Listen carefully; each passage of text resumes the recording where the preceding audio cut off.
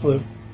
So in this video, we're going to talk about The Hungry Earth by Maishe Maponya, which I read in this collection, South Africa Plays, uh, edited, selected and introduced by Stephen Gray, published by Nick Hearn Books.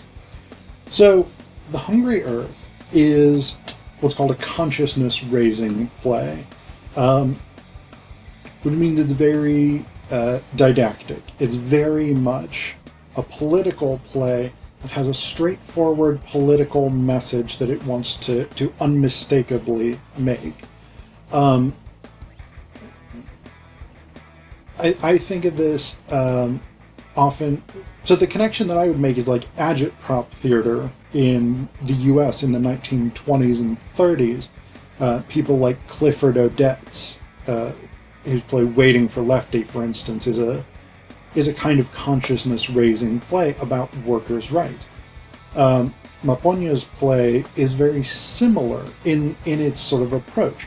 So there are things that agit-prop or consciousness-raising plays tend to do, and The Hungry Earth does them all quite well.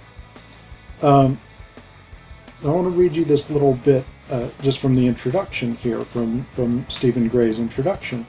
And this is actually not Gray's words. This is from a note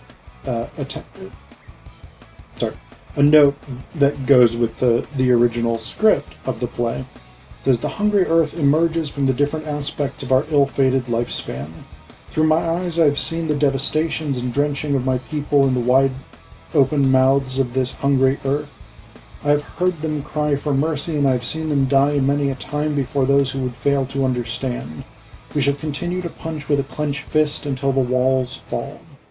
So again, this is very much an activist play. It's very much intended to confront the audience with the injustices of apartheid, the injustices of European colonialism in Africa, the injustices of the exploitation of African resources, in this case particularly concerned with mining, because a lot of the scenes are set in mining camps, mining facilities, things like this.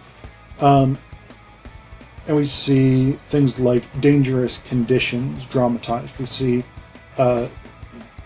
low pay discussed. We see the low quality of the food that workers are given. We see the low quality of housing. Actually, at one point they have an inspector who comes from the city and finds that the people who work in this mine, sometimes as young as 12 or 13 years old, are housed in stables that are built for horses. So we've got all of these elements at work here. And one of the things about consciousness-raising drama or agit-prop drama is that it often draws on real occurrences. And this is actually a crucial thing because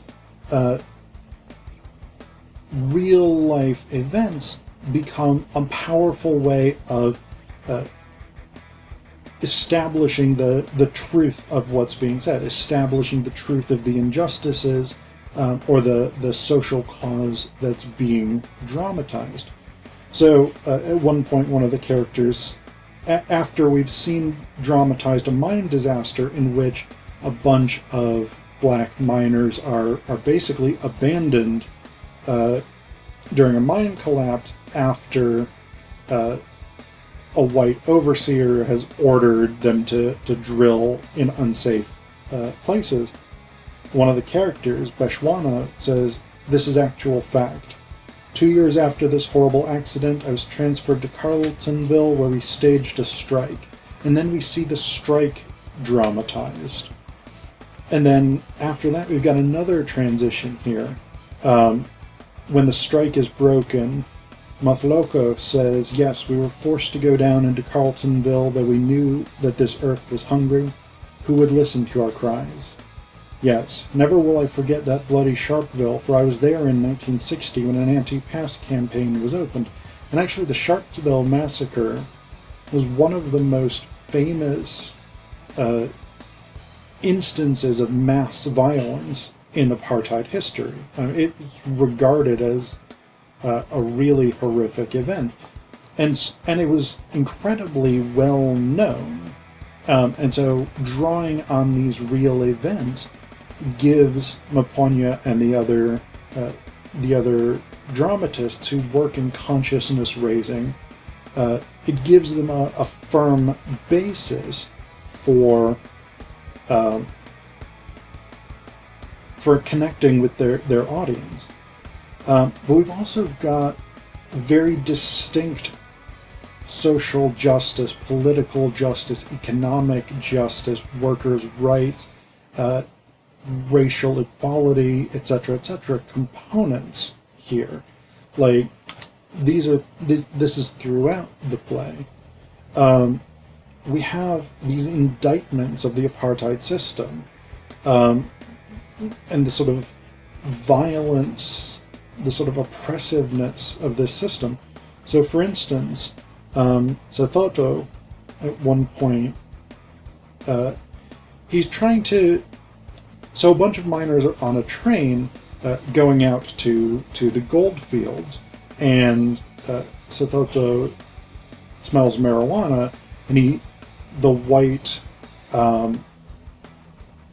ticket collector on the train has smelled it as well, and he's gone to get a cop to basically arrest whoever it is that has this marijuana. Satoto warns them. He says, "Hey, my father lived in the city of gold, and he told me there are so many crimes against the law of the white man of which black people might be unwittingly guilty. You'll end up in jail if you're found in the streets of the city and can't produce a pass any time and anywhere the police demand it, even in the toilet. I tell you, they sometimes hide in there. If you drink too much, you may be arrested for overindulgence in alcohol.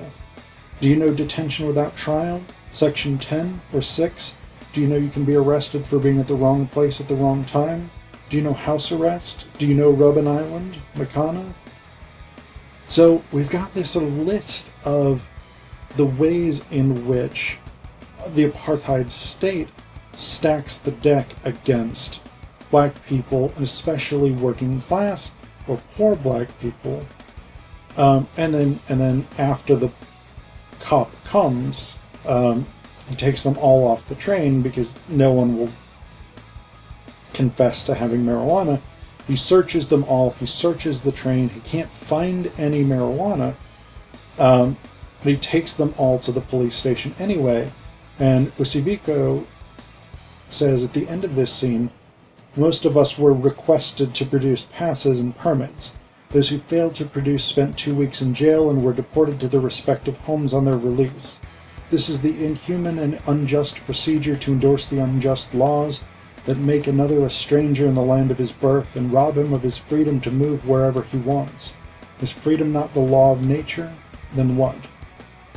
So again, we've got this very clear, very distinct anti-apartheid message, and it's put in the context of a sort of larger African nationalism, a larger, to a certain extent, South African pride, but a sort of Pan-Africanism as well. This larger anti-colonial narrative about European colonization of Africa, the exploitation of resources, and things like this. And this idea, this theme starts almost from the beginning of the play.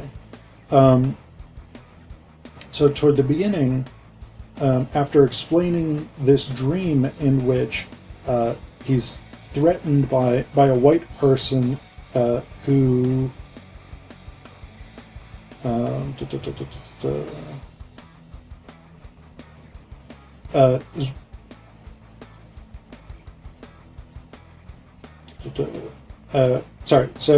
in this dream, this white person has divided me against myself. He has tinted my color. I can no longer distinguish between right and wrong. So after this, after the description of this dream that opens the play, we have this larger political and historical context.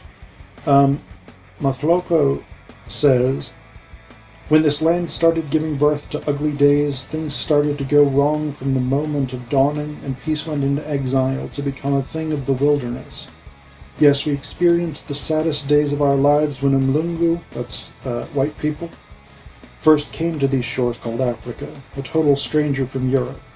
We received him kindly, we gave him food, we gave him shelter, we adopted his ideas and his teachings.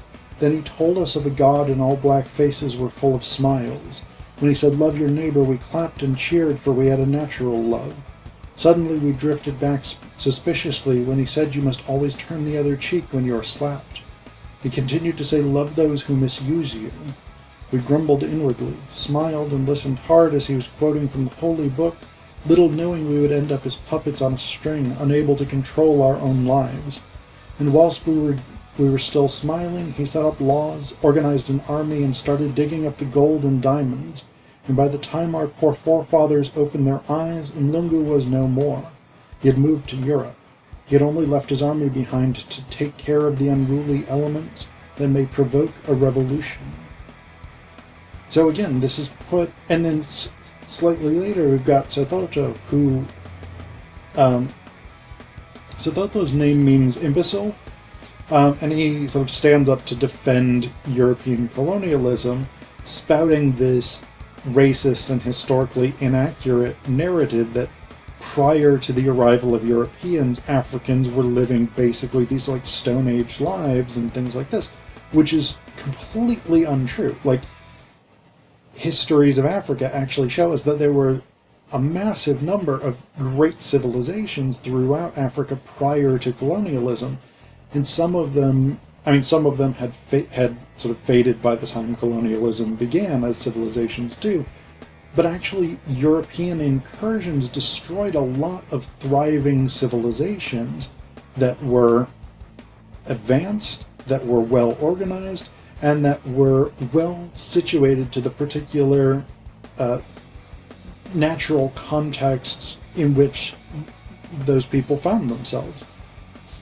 So Sethotho, the imbecile, sort of spouts this Eurocentric version of history, which identifies civilization exclusively with the European model of civilization, and the other characters basically threaten to hang him with the white colonialists who committed so much violence in Africa. So again, we have these very direct, very explicit political meanings to the play.